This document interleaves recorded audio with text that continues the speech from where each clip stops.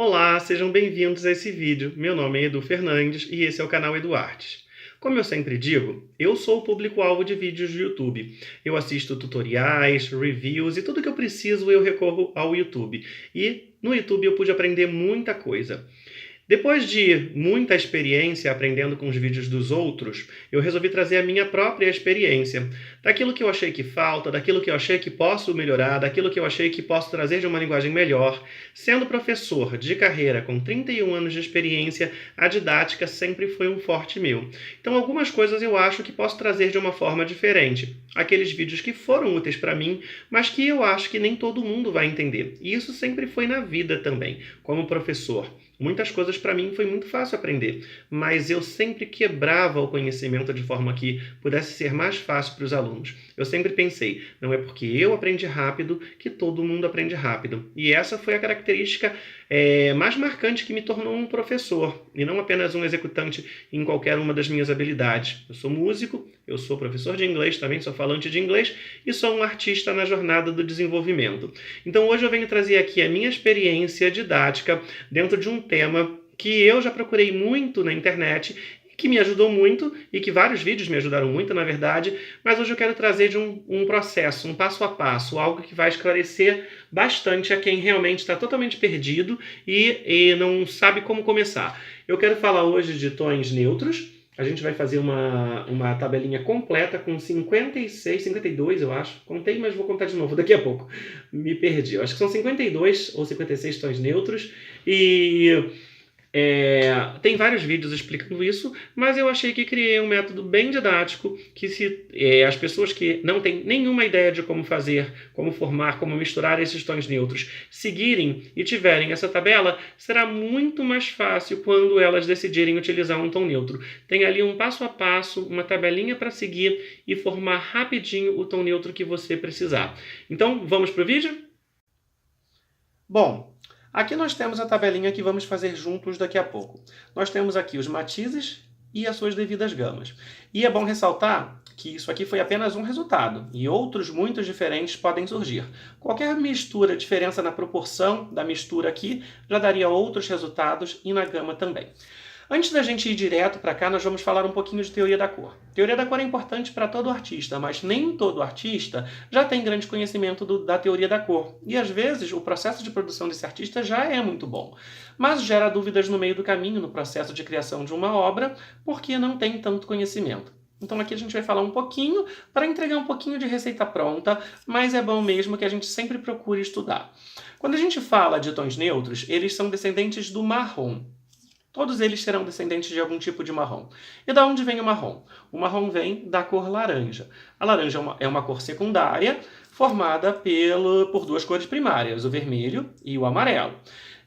O laranja não se encontra no espectro de luz de cor, apenas as cores do espectro de luz, as cores do arco-íris se encontram no espectro. Então, como os nossos olhos percebem o laranja? Eles percebem pela junção das cores primárias que são misturadas nos cones dos nossos olhos, certo? E o que acontece com o marrom? O marrom também não está nesse espectro de luz. O que seria o marrom, falando de cor-luz, porque na verdade é onde a cor existe de verdade. Quanto à cor pigmento, quando a luz bate no pigmento, o pigmento absorve toda a luz que não faz parte daquela onda e vai refletir apenas, vai liberar para os nossos olhos apenas aquela cor que o pigmento contém. Então, a cor existe mesmo, de fato, no processo luz. O pigmento é apenas o refletor, né? Quem recebe e reflete de volta. Então, ele é a matéria, né, que vai refletir essa cor. Então, quem é o marrom nesse processo de luz? Ele é um laranja extremamente desaturado. Extremamente desaturado, com muito pouca luz, né? Com muita muito pouca presença de luz, explicando desse jeito, ou seja, com bastante cinza quando a gente fala de pigmento, e quando a gente fala de cinza ou preto, e quando a gente fala de luz, com muito pouca luz. É um laranja com muito pouca luz. E para isso a gente vai fazer um testezinho aqui rapidinho para vocês verem que quando a gente retira essa luz do laranja, né? Eu vou usar a cor pronta agora, mas para fazer a tabelinha a gente vai usar só as primárias mesmo, porque eu quero que as pessoas aprendam a formar essas cores todas a partir das primárias. A ideia é que, porque se for usar a cor pronta, a gente pode comprar qualquer uma, né? Então não tem necessidade de aprender a fazer. A ideia aqui é utilizar aquilo que a gente... usar os recursos, né? Quando a gente não tem os recursos para comprar tudo quanto é cor possível. Então, quando a gente dessatura o laranja se torna um marrom, certo? Só que a gente não vai utilizar o preto tira muita força da cor, aniquila totalmente esse brilho, e eu não acho que seja a melhor opção. Mas teria mais uma para colocar ali na tabela, quem quiser. Coloca mais uma coluna, coloca essa opção e faz toda a gama, certo? Daqui a pouco a gente vai entender como isso funcionou. Então, o que a gente vai fazer? Para tirar esta saturação do laranja, que a gente vai fazer com as primárias, a gente vai utilizar as complementares. Então, aqui eu utilizei uma mistura de laranja mais azul. O azul complementar do laranja. É a primeira mistura, a mais óbvia. E conseguimos um sépia aqui bem escuro mesmo, e fiz a gama dele, certo? Depois eu utilizei o vermelho mais o verde. Mas por que o vermelho mais o verde? Bom, o vermelho não é o laranja, mas ele é uma das cores que compõem o laranja. E o verde é a sua complementar. Contém azul. Bom, o verde é formado pelo azul mais o amarelo. E, bom, existe uma discussão aí que alguns artistas acham que a complementar tem que ter a ser a que está exatamente do outro lado do círculo cromático, que, em tese, já é debatido por vários artistas e físicos também, quanto a não ter um que seja preciso. Então, gente, eu até vi vários vídeos sobre isso com pessoas que são realmente autoridades na área da teoria da cor e eles concordam de fato que as cores elas não são inteligentes o suficiente para saber que a minha complementar é só quem está do outro lado da setinha, só do outro lado do círculo. Não é assim que funciona. Existe ali um leque de complementares, né? Quando a gente diz assim, o verde é complementar da vermelha. Então todas as variações de tonalidades de verde terão uma variação de tonalidade de vermelho diferente para ser complementar. Não é assim que funciona, né? Não é bem assim que funciona. Então o que acontece? Esse azul que o verde contém, ele reage sim, neutralizando aquele vermelho que está contido lá no laranja. E a gente sabe que a gente pode ter diversos tons de laranja, alguns laranjas até bem avermelhados. Então, o resultado dessa mistura também é um marrom. O verde neutraliza o vermelho, transformando num marrom. O laranja com o verde, a explicação é a mesma, mas o verde não é complementar do laranja, mas o verde contém azul. Esse azul que o verde contém reage com laranja, também resultando num tipo de marrom. E nós temos aqui o amarelo com o roxo. Bom, amarelo não é laranja e nem roxo é complementar do laranja, não é azul, mas é a mesma coisa, certo? Quando a gente tem roxo, a gente tem vermelho e azul. Então a gente tem o vermelho que forma o amarelo. Então, se esse vermelho pular para cá, para o amarelo, já tem laranja. E o roxo tem o azul, que é complementar. Então a mistura dessas duas também dá um marrom. Também dá uma tonalidade de marrom. Bom, e agora nós vamos para a tabela. E como eu vou acelerar essa parte do vídeo, eu vou dar só as explicações agora, porque é só fazer as misturas. Vocês vão utilizar o olhar, né, o olho de vocês e o bom gosto para fazer a mistura na proporção certa. Eu não vou dar fórmula. Eu cheguei a pensar em tentar inventar alguma medida, a pontinha da espátula. Não vai funcionar porque não é assim que funciona.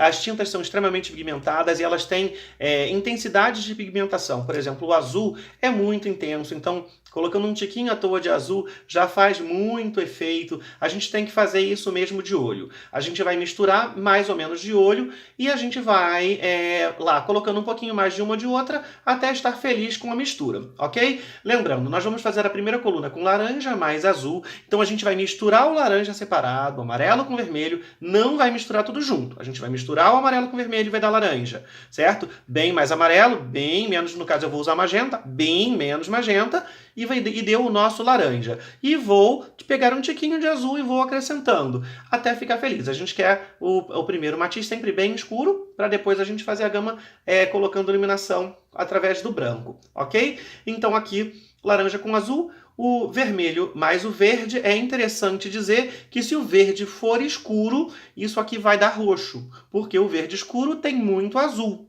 certo? E esse azul que está contido no verde escuro vai reagir com o vermelho, transformando numa mistura rocheada. Então a gente precisa fazer um verde clarinho.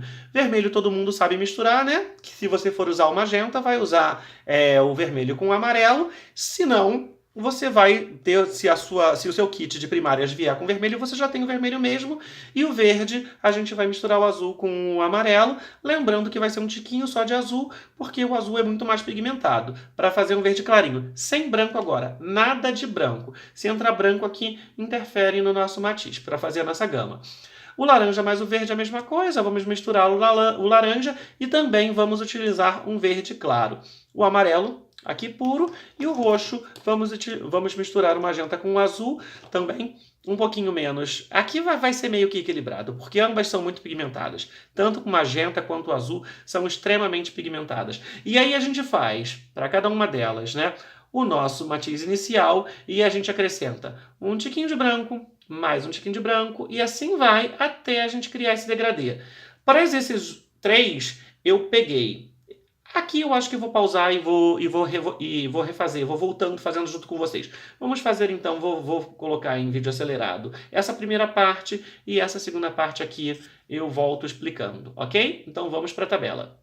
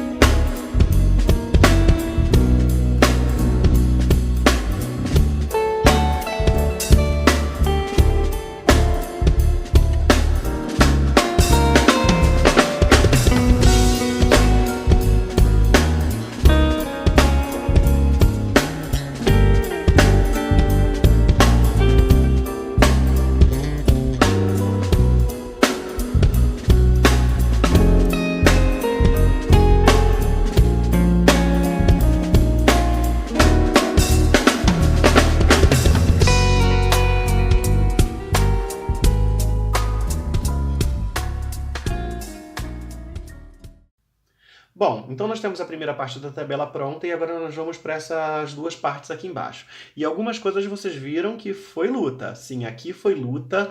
Eu precisei ajustar com o vermelho, com o magenta, né? E provavelmente porque o meu laranja estava muito claro, né? Então o que que acontece, gente? É igual quando você quer que o cachorro faça o truque para visita, né? Que você treinou tanto e chega na hora não vai.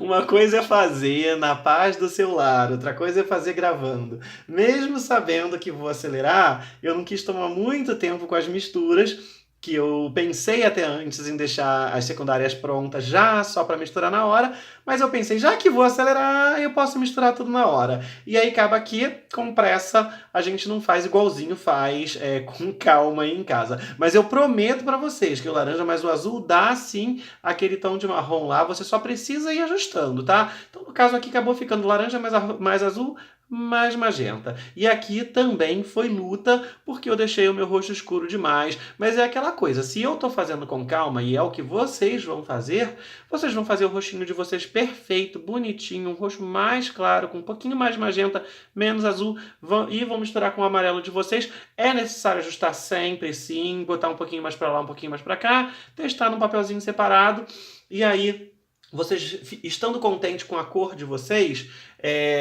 vocês podem começar a fazer a gama aqui, tá bom? Então o que que acontece? Como eu falei no início desse vídeo, gente, não precisa ser isso, mas aqui eu dei um passo a passo, onde a gente vai ter uma gama de tonalidades onde nenhuma é igual a outra quando a gente estiver pronto. Se eu mudar qualquer mistura aqui em cima, eu mudo o matiz e aí eu mudo a gama. Aqui eu poderia colocar, se eu tivesse mais espaço, mais tonalidades misturadas com mais amarelo, mais misturadas com magenta. Então aqui a gente está mudando a tonalidade da cor. Então eu vou pegar aqui, olha, das 3 mais escuras, né, do que eu fiz bem misturadinho, mas dá para entender. Das 3 mais escuras eu vou adicionar um pouco de amarelo e criar aqui um degradezinho também das 3 mais escuras com o amarelo, já misturadas com branco, no caso aqui, tá? E depois eu vou fazer a mesma coisa com as 2 últimas claras com o magenta. E vou fazer isso para cada coluninha aqui, tá bom? Então eu volto a acelerar o vídeo agora e daqui a pouco a gente volta para conversar considerações finais.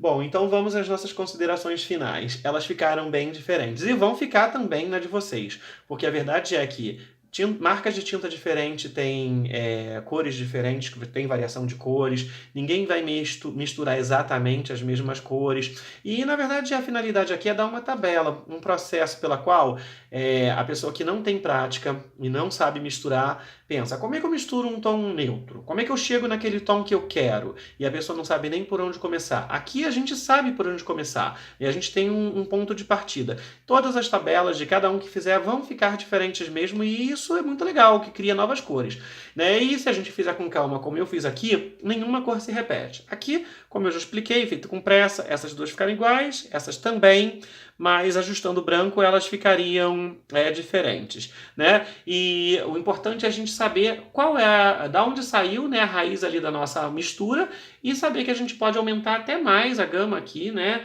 E a variação é só qualquer pinguinho de tinta que você misture a mais aqui ou ali, já vai dar uma mistura diferente, que já vai dar uma gama diferente. Mas aqui, qual é a minha intenção? O que que eu quero? Qual é a minha intenção em poder ajudar quem não sabe fazer essas misturas? Vou pegar 2 ilustrações aqui que eu pintei. Essa daqui eu pintei recentemente, está no review das tintas TGA. Quem fez essa ilustração foi a minha amiga Paty Santos e ela permitiu que eu fizesse a pintura para trazer para o review. Aqui nós temos vários tons neutros, certo? Então vamos supor que eu queira esse aqui. Vamos supor que eu não sou a pessoa que pintou. Eu quero pintar e eu pego essa referência. Como é que eu faço esse tom? Então aqui eu tenho uma tabela. Olha, esse tom está mais próximo desse aqui. Então, na minha tabela, não tem que ficar igual. É proximidade. Eu vou saber que ele saiu da onde? Do amarelo com roxo. Se ele está aqui, ó, 1, 2, 3, 4, 5, 6, 7 adições de branco. Certo? Então, ele saiu da onde? Da minha tabela? Do amarelo com roxo, mais 7 vezes branco. Então, bom, eu vou fazer essa mistura até de olho eu acertar. Aí eu tenho aqui essa daqui. Ó, essa daqui. Onde ela está mais perto? aqui, né? Eu acho, ou é aqui? Eu acho que é aqui, né? Então, de onde ela saiu? Também do amarelo com roxo, e depois eu peguei as duas mais claras e acrescentei um pouquinho de magenta. Aqui eu tenho uma ilustração feita com lápis de cor. Essa é um redesign meu, do Alex, do Madagascar. Então vamos supor que eu queira pintar esse em guache. E eu queira esse tom da barriguinha dele aqui. Onde eu encontro esse tom mais próximo, também vai ser aqui na linha do amarelo com roxo. Eu vou ter que clarear um pouquinho. Ou eu quero esse tom, vamos pensar aqui, esse tom aqui do bracinho dele. Onde eu encontro esse tom? Né? Esse tom também vai estar por aqui, nessa linha aqui, tá? Aí eu quero o tom aqui do rostinho, bem rosadinho. Aí eu tenho algumas opções aqui, tá?